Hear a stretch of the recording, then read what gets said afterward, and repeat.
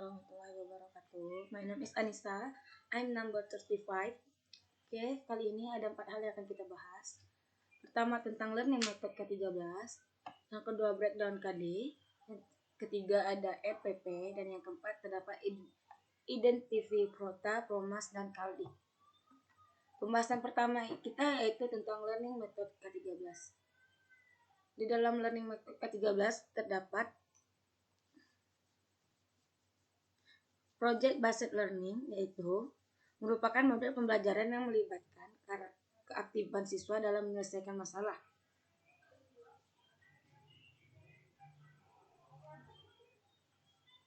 Yang kedua yaitu problem-based learning, pembelajaran berbasis metode pengajaran yang bercirikan masalah yang berbagai konteks sebagai konteks bagi siswa untuk belajar berpikir kreatif dan keterampilan memecahkan masalah, serta untuk memperoleh pengetahuan. Dan yang terakhir terdapat discovery learning method atau model pembelajaran penemuan. Metode discovery learning adalah materi pembelajaran yang diartikan sebagai proses pembelajaran yang terjadi ketika siswa tidak disuguhkan pelajaran dalam bentuk akhirnya, tetapi diharapkan mengorganisasikan dirinya sendiri. Yang kedua, kita akan membahas tentang KD. KD atau kompetisi dasar.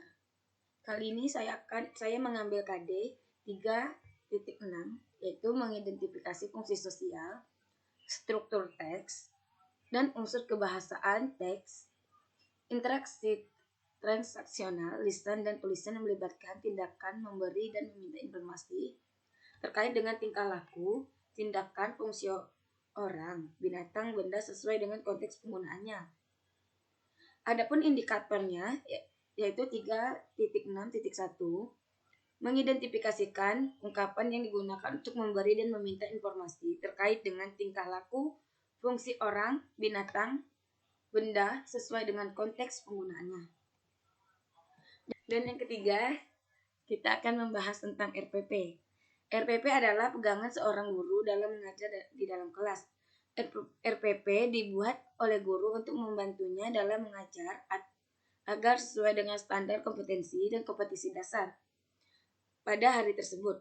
Rencana pembelajaran berisi pengaturan yang dikenakan dan perkiraan atau proyeksi tentang apa yang akan dilakukan pada saat kegiatan belajar mengajar berlangsung. Kemungkinan pelaksanaan pembelajaran sesuai dengan rencana pelaksanaan pembelajaran yang telah direncanakan ataupun tidak, karena proses pembelajaran bersifat situasional. Apabila perencanaan disusun secara matang, maka proses dan hasil pembelajaran tidak akan jauh dari perkiraan. Seperti ini saya mengambil RPP dari SMP Jantan Timur. Yang pertama itu ada kompetisi dasar. Kompetisi dasar mengidentifikasikan fungsi sosial, struktur teks, dan unsur kebahasaan beberapa teks khusus dalam bentuk greeting card dengan memberi dan meminta informasi terkait dengan hal-hal spesial sesuai dengan konteks penggunaannya. Dan kedua, yang B, terdapat tujuan pembelajaran. Siswa mampu mengidentifikasi struktur teks dan teks tulis ucapan selamat serta sangat pendek dan sederhana.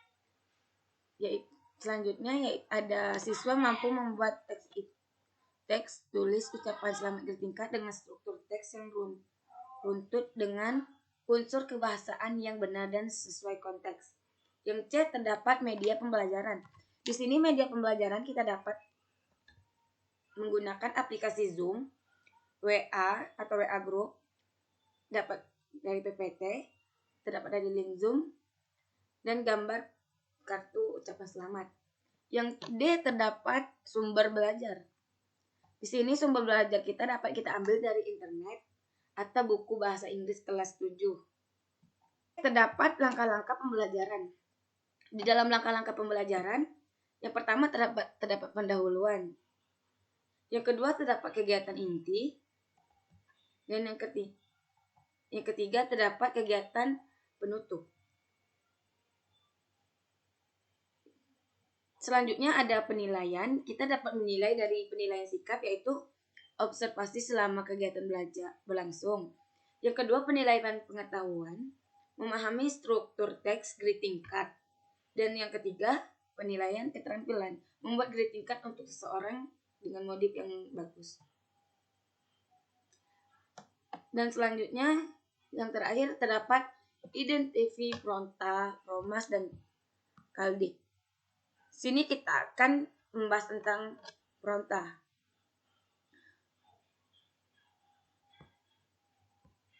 Fronta adalah susunan alokasi pembelajaran selama 1 tahun untuk mencapai standar kompetisi SK dan kompetisi dasar yang diharapkan. Alokasi waktu sangat diperlukan agar seluruh SK dan KD bisa diterapkan dan diterima oleh para peserta didik.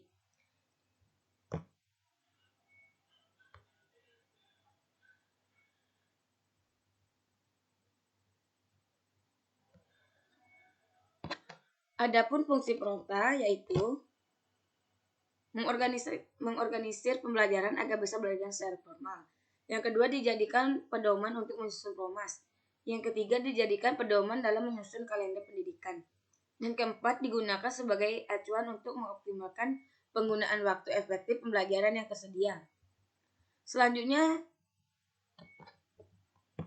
tentang Promas.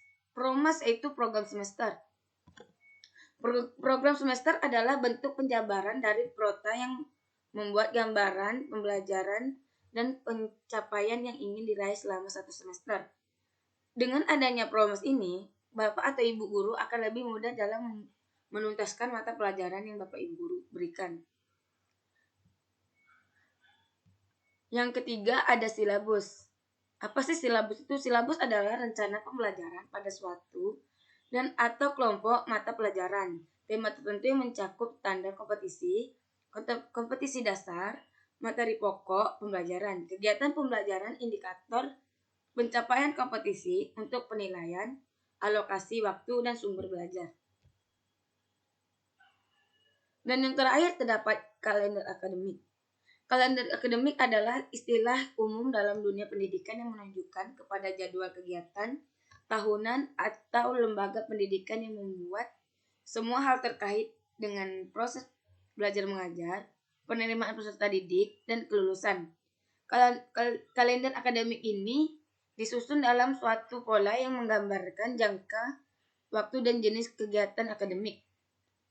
Pada umumnya, kalender akademik terbagi menjadi 3 bagian, yaitu semester ganjil, semester genap, dan semester khusus. Oke, baiklah, mungkin itu saja yang dapat saya sampaikan kali ini. Jika ada kesalahan, saya mohon maaf. Assalamualaikum warahmatullahi wabarakatuh.